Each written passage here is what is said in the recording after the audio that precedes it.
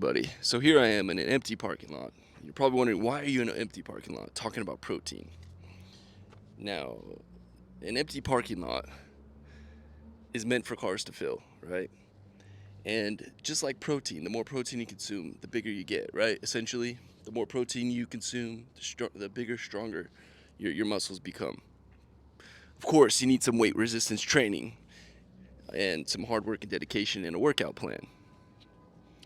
Much like this needs blueprints and construction workers to put it all together. Anyway, here I'm going to talk about the good and the bad and the do's and the don'ts of protein, because there's a lot of overlooked bullshit out there, and people will just say anything for likes, views, clicks, and whatever. Now here I have the truth, and you may not like it. It may sting a little bit, but let me tell you, there's a lot more fruit to bear in this than there is in the bullshit that you've been consuming and believing for far too long. And you're like, who are you to say? Dude, I just look at the ingredients, and I believe all of you overlook that. All you do is look at the protein amount, maybe sugars and fats, and carbs too. Those are like the four things you probably look at. You don't really give a damn about the ingredients. And I believe that's like a majority of the population of people that are just trying to get protein powder. Like, oh, which one has the most? Which one has the least sugar? But which one tastes the best? Which one, all that bullshit. I'm gonna keep it simple, keep it real for you. All right. So I'm gonna answer these questions. First, what should you avoid? Okay. Second, how much protein should you intake? Third, when should you take protein, before or after a workout? This is an interesting question. Keep watching. It's towards the end of the video. And is protein powder necessary? Okay. All right, we'll get to those. First things first. What should you avoid? Let's talk about that. Here, there are so many proteins available. I mean, endless options. Whatever your little heart desires, whatever little fancy packaging your eyes get trapped on, it's out there, right? Or whoever influencer or bodybuilder or professional weightlifter, whatever, maybe athlete is showcasing their favorite protein that they probably don't even use, more than likely, because of one key thing. Everything in there is poisonous. And I say that because it is 100% true. When you look at the ingredients label, instead of just focusing on the fats, sugars, carbs, and proteins, you'll see that a lot of this stuff is made of shit. Just so it tastes good and you feel good. It's like a placebo effect. But the quality of nutrients is shit. It's missing. There is no quality. It's lack thereof. So, here are some key brands that you need to avoid and why. First one, dimetized hydrolyzed protein powder. I can barely say that. Why does a protein powder need to be hydrolyzed? Hydrolyzed is a process of adding a water molecule on top of the protein, right? So why would they do that? I don't know. Short answer, I don't know, but it's wrong. Don't do that. Okay, so this one also is, it says it has 25 grams of protein per serving, but it's also filled with some artificial sweeteners called, under the name sucralose, or sucralose, we'll call it. It's poison. Artificial sweeteners are poison. When you look at sucralose isn't a naturally derived thing. It's artificial. It's made in the lab, right?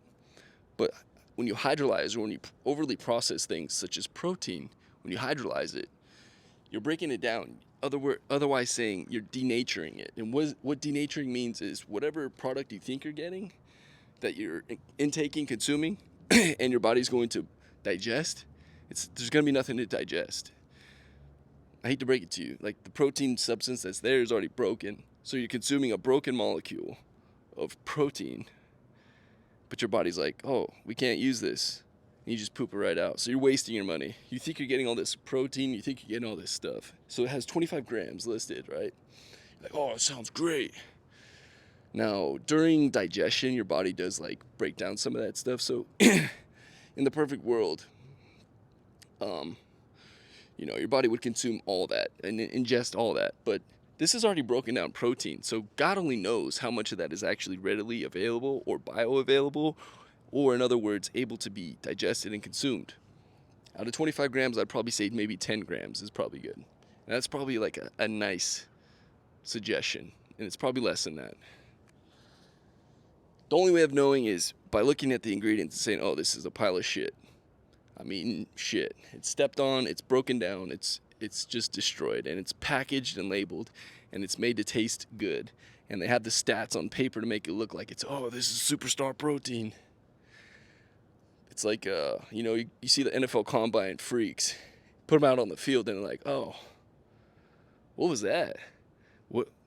He did great here, but in the game, what's he doing? He looks lost. He doesn't have that so that's all I'm saying. It's bullshit. Second brand, Animal Whey. It's highly digestible isolate protein powder. So they make it sound better than it is. Oh, it's highly digestible. Well, they have digestive enzymes. Okay, cool.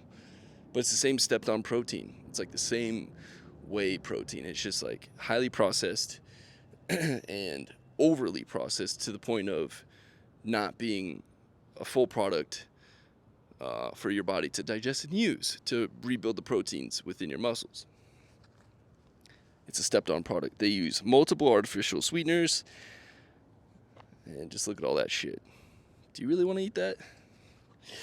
They have real and fake cinnamon flavor. That's kind of crazy, huh? Anyway, all right, next one. You're probably going to hate this one. But Gold Standard. I see no difference here than the ISO 100 protein. The Gold Standard is here. It's a gold standard of shit. In a showcase of shit. It's the gold standard of it. It's not saying anything at all. Let that sink in. It's absolute trash. Avoid it. It's not good. Gold standard of the least desirable type of protein. So it's like the top of the list of the thing you don't want. Your body has no use for. And it's just placebo bullshit. Okay? All right, here's another one you probably know. I'm going to talk about Ghost Whey Protein Powder, the Oreo flavored. That one seemed to be the most popular on Amazon. So this is why I'm talking about it. But if you look at all the ingredients, there's way too many there. And then you look at the artificial sweeteners. Like, what the heck are they? Like, there's so many chemicals in there. And the thing is, like, man-made chemicals cannot match a whole food. Even if it's derived of the same molecules, it's really not. Because what man does in a lab, the earth does naturally. So it's better to mess with the stuff that's natural, right, than it is to mess with something that's fabricated and then your body has no use for it because it's like, oh, this is trash. So you're like, oh, but all the good proteins are expensive. Well, you're actually eating shit that your body can't even digest. So what you're doing is you're spending less on something that your body has no use for when you could be spending a little bit more and your body could actually utilize. Oh, you never thought about it like that though, huh? Come on now. All right, so here's one product I highly encourage you, and this is the only one I really enjoy, but I know there's others, and I've seen them, and I've tried them, but this is my favorite of the bunch. Here is what I'm going to say. This is grass-fed raw whey protein. I've talked about this before. I love it. It's so good. Everything about it. So cows are supposed to eat grass, just like people are supposed to eat their veggies for health, right? The fruits and veggies, gotta eat your fruits and veggies. And cows are drawn to eating grass. When cows are harvested in a mass way, mass productive way, the farmers are kind of screwed. And to make profit, and I think there's other reasons why. I'm not going to get into that, but grain is really cheap. So grain is corn, and corn, when cows eat corn, they produce more omega 6s in their fats, in their fat cells. So omega 6s are useful, but you need omega 3s to keep them in check, because omega 6s are pro-inflammation, so they cause inflammation. Omega 3s balance out and are anti-inflammatory. So when cows eat grass, guess what? They're consuming more omega 3 fats. So when you consume it, your body's like, oh, okay, it's happier. It's in a much better place than this grain-fed, nonsense. So grass-fed whey is the way to go. That's like the number one thing. This one is also raw. You're like, raw? Yeah, so it's not denatured. What, there's only 20 grams of protein here, or 21, whatever it is. Yeah, but it's actually more useful. All of it that's there is useful, unlike your shit protein. Oh, but this is like $70, $80. Yeah, but it's useful. Your body's gonna have use for it. Anyway, this is the only brand I encourage. Next thing, how much should you take? How much protein should you take? Now, this is a very common question, and the simple thing is, like somebody once said you need like 0.8 grams per pound or something, and that might be like accurate scientifically, but the easiest way is just 1 gram of protein for every pound of weight you want to maintain. So me at 240, I should have 240 grams of protein to maintain that. If I wanted to cut weight, then I lower my number of intake of protein. So that's the basic. But if you overconsume, that's a problem. You put a lot of stress on your kidneys, and it could cause a lot of health deficits, which I do not encourage you to do. So never consume more than that. Never consume more than that of protein. And by that I mean 1 gram per pound of weight you want to weigh. So if you're little Betty at 110, don't have more than 110 grams of protein per day. Simple as that. Okay, what else? But also, if you're not having enough protein, then you're not allowing your body to recover. And then you're breaking down more than you're consuming, and that could be a problem. That could cause some issues. And you'll notice your workouts won't be as productive, and your strength, endurance, and ability to perform well will not be there. So that's why you should take protein to supplement. So here's a good one. The question you all have been waiting for. When should I take protein? Before or after a workout? So I would encourage you to be your own scientist on this, like I did. I can't use data sheets and this, that, and the other to explain my result. But I will say this. When I take protein before my workout, I have an excellent workout.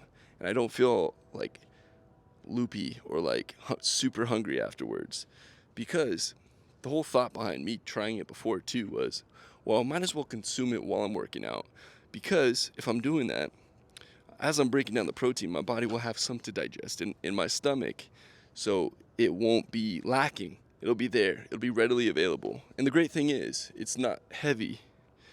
It's light. It's just in a liquid form. It's just real light, real easy to drink. Highly encourage you to do it. And then, there's that metabolic window that many people say, like 30 minutes after you work out. I don't know how accurate that is, but for me, I feel so much better when I consume my protein before. And then after a workout, I'll shower, stretch, and do all that. And then I'll just eat some food, and I'm cool. And my workout does not suffer. My body does not suffer. I'm not in lack. I have everything I need. I'm set. I'm ready. And my performance gains increase quite well. I won't feel bloated. Which is why I like this protein. You won't feel bloated. You won't feel like, what the hell is going on, or gassy, or any of that. This stuff is like beautiful. It's beautiful protein. By that, I mean the raw grass-fed whey. Do it. Do it, do it, do it. Okay.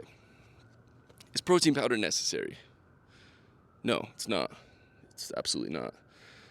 But it is a great supplement. And by that, I mean, if you're not getting enough protein naturally, or normally, I'll say, eating enough chicken, eggs, beef, whatever meat you consume in a day, then protein powder is a great way to supplement it, to add to it, to hit your numbers that you're trying to hit without feeling too full or whatever. And it's a really affordable way to hit your mark of desired protein intake for the day. So a good steak is not cheap, but it tastes great. But, not all of us could afford that all the time, and I understand. So protein powder is a good way to justify and, supplement, again, your intake for the day. But that is it. Comment down below if you liked this video, or if you found it interesting, or say how much you hate it. I don't care. Also, the link for that protein that I really enjoy is down below, and I'll put a couple of others too that I like, and you could decipher between them. Now, I'll probably put 3, but 2 of them I've had for sure. So the one that I talked about, and then this other one called Naked Protein, which is a pretty good one too. I'll put that one, and I'll find another one. I'll just do some research and find another one, post it there. And you guys look at those 3 and you decide which one you like better. So anyway, that is all. Whatever it is you do, do with love, and I'll see you on the next one. Peace.